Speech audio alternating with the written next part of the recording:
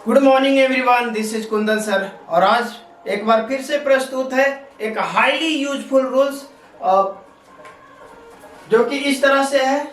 आइए देखते हैं।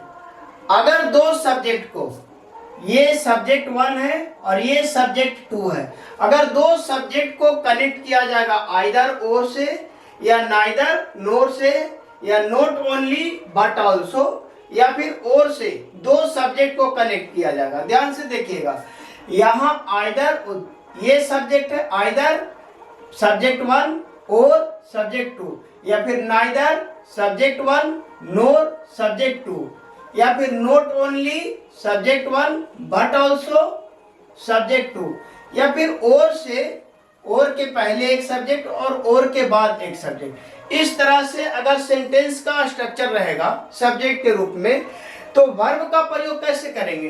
तो वर्ब का प्रयोग सबसे निकट वाले सब्जेक्ट के अनुसार करेंगे। अब देखा जाएगा कि वर्ब के नजदीक में कौन सा सब्जेक्ट है। वो सब्जेक्ट सिंगुलर है तो सिंगुलर वर्ब, अगर वो सब्जेक्ट प्लूरल है तो प्लूरल वर्ब।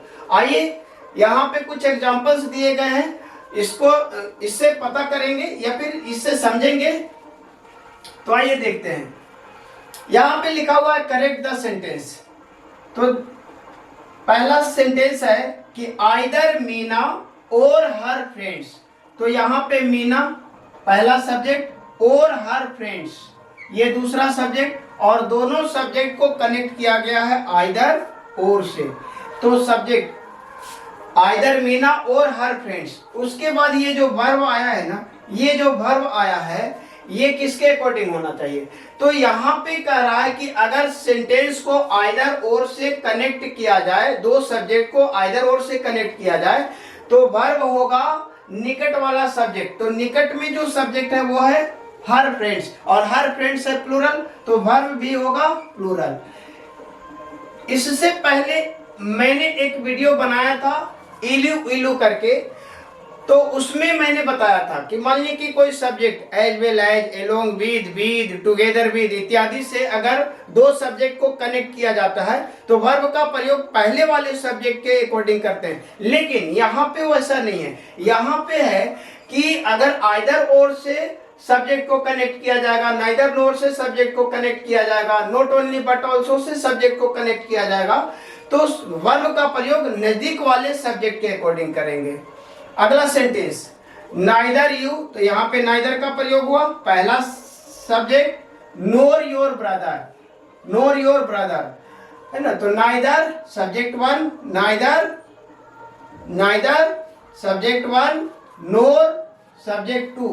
तो उसके बाद जो वर्ब होगा वो होगा, अब ध्यान दीजिए यहाँ पे ये जो वर्ब आया है वांट, ये किसके अकॉर्डिंग होना चाहिए? तो ये योर ब्रदर के अकॉर्डिंग होना चाहिए, और योर ब्रदर सिंगुलर है तो वांट को भी सिंगुलर होना चाहिए। तो यहाँ पे सही जवाब होगा wants. Next one, not only he but also we. इसके बाद जो वर्ब आएगा वो होगा वी के अकॉर्डिंग, क्योंकि नजदीक में वी है तो वी के अकॉर्डिंग वर्ब होगा have. Not only he but also we have decided to do it. Next one, your attitude और योर मैनर्स। अब देखिएगा, और से दो सब्जेक्ट को कनेक्ट किया जाए, और के पहले एक सब्जेक्ट है और के बाद में दूसरा सब्जेक्ट है, तो वर्ब का प्रयोग नजदीक वाले सब्जेक्ट के अकॉर्डिंग। तो नजदीक में इज, ये जो वर्ब है इसके नजदीक में जो सब्जेक्ट है वो है योर मैनर्स, और योर मैनर्स अपने आप में प्लूरल है तो ये अपने लिए लेगा प्लूरल वर्ब। तो यहाँ पे इज के जगह पे होना चाहिए are. Next one, I am either your brother or I making this mistake. ऐसा लग रहा है कि हर बार पहला सब्जेक्ट को छोड़कर दूसरा सब्जेक्ट के अकॉर्डिंग वर्ब आ रहा है, लेकिन ऐसा नहीं है। यहाँ पे साफ साफ कहा गया है कि वर्ब का प्रयोग सबसे निकट वाले सब्जेक्ट के अकॉर्डिंग करेंगे। तो निकट में आप ध्यान दीजिएगा, आइदर सब्जेक्ट 1 और सब्जेक्ट 2। अब इसमें जो यहाँ पे आइदर, यहाँ पे ये जो वर्ब है इससे जो निकट वाला जो सब्जेक्ट है वो है योर ब्रदर। योर ब्रदर के अकॉर्डिंग यहाँ पे होना चाहिए इज। योर ब्रदर के अकॉर्डिंग यहाँ पे इज का प्रयोग करेंगे। तो इस तरह से जवाब सही हो जाएगा। और इस तरह की ये सब जो रूल है ना, बहुत ही इंपॉर्टेंट रूल है। अक्सर इन ऐसा होता है कि यही सब रूल पे एग्जाम में क्वेश्चन दे दिए जाते हैं। अंतर ये होता है कि आपको एग्जाम में करेक्ट करने के लिए ना देकर हो सकता है कि यहाँ पे खाली स्थान कर दे, और खाली स्थान देकर और उसके बाद 4 ऑप्शन दे देता है ना।